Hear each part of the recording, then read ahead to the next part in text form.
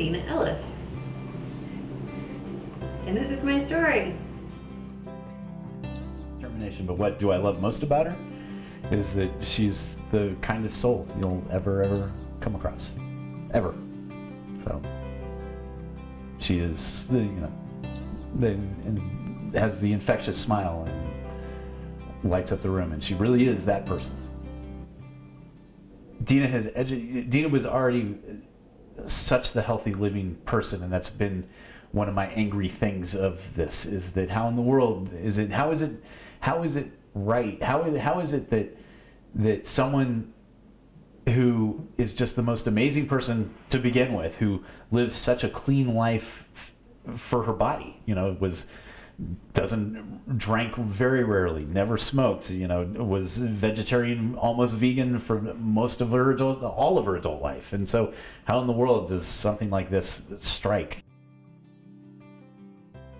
So my first diagnosis was with ovarian cancer, and the first chemo treatment was rather harsh and aggressive. I had intravenous chemo, I had intraperitoneal chemo, which means I had some going into my veins and some going into my belly. It was platinum-based chemo. It was pretty harsh and not fun, and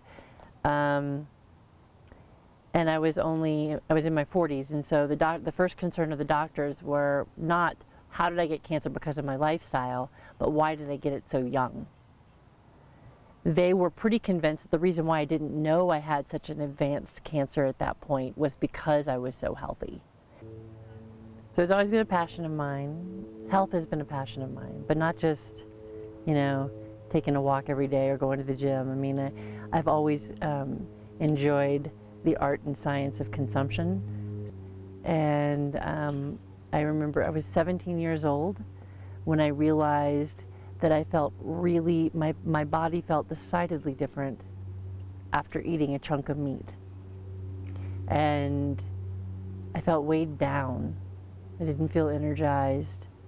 I had been eating, my dad loved to take us out to dinner. He was traveling a lot with business, and so when he'd come home, he loved to take us out to dinner.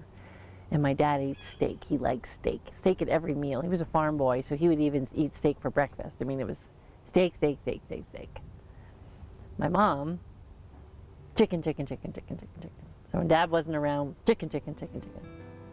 Right around 17 or 18, I became a vegetarian. But I wasn't just a vegetarian in that I didn't eat meat. I understood that nutrition was necessary. So it wasn't all about anything without meat in it. It was about eating things that gave me some proper nutrition, which took some getting used to at 17 because, in the West, we are quite familiar with balancing a plate with meat on it. We're not familiar with balancing a plate without meat on it. Vegetables are side dishes. So what kind of nutrients are in vegetables that will balance, which vegetables will provide protein and which ones will provide carbohydrates and which one will provide, all those things are important. So that became my new project, is figuring all that out. And so I spent a lot of time reading.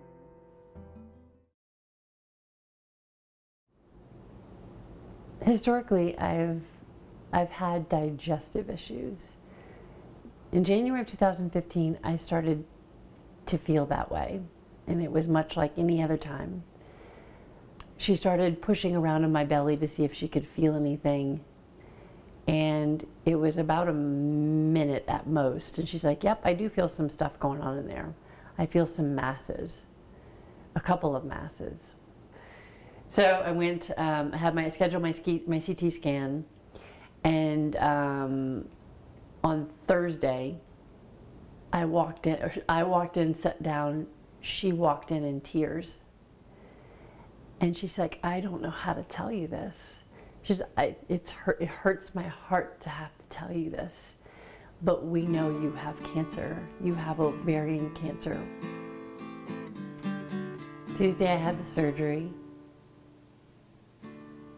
It was exploratory in nature because they knew I had 2 tumors. They just didn't know if there was anything else or what else. So the plan was to cut my abdomen open, remove the 2 tumors. If they were attached to my ovaries, then they would, or if my ovaries were otherwise compromised, all of that was already prearranged to be removed.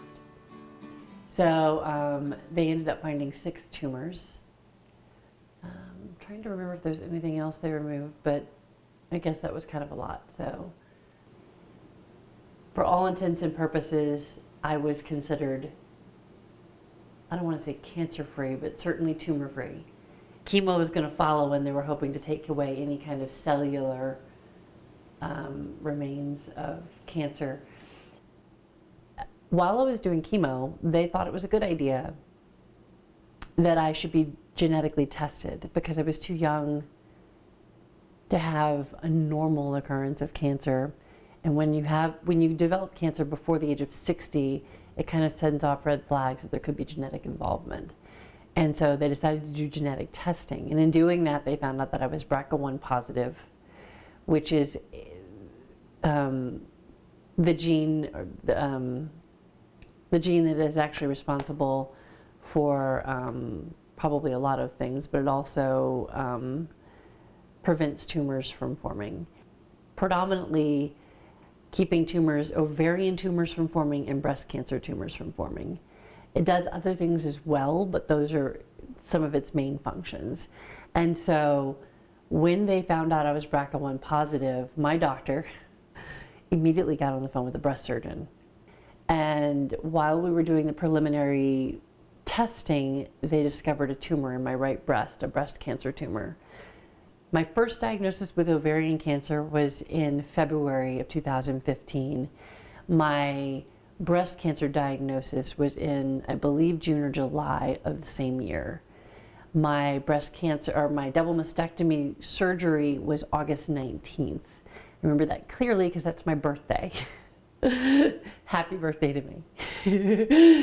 So we joked around that I was going to get new boobies for my birthday. So it was actually quite funny.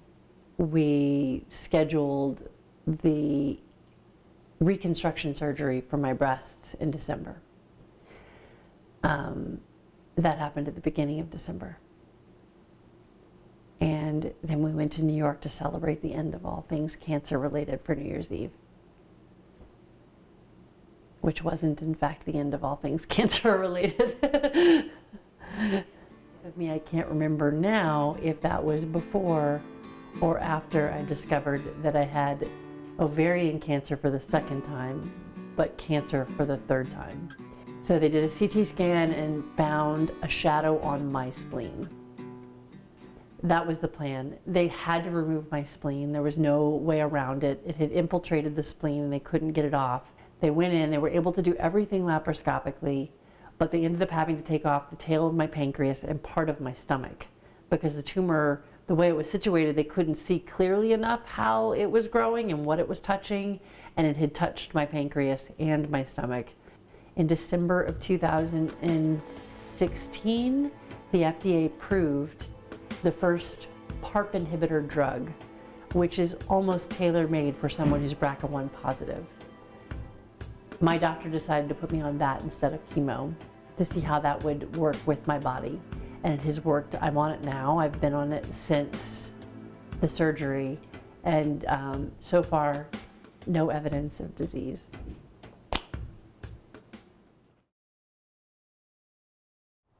So I thought that if we're doing a documentary and we're going to talk about my experience, that it should be known that my attitude about cancer and what I've brought away from cancer, or what I use to get through cancer, isn't the only part of the experience. I do have hardships. And I don't want people who hear my story, who also have cancer and have struggled through cancer,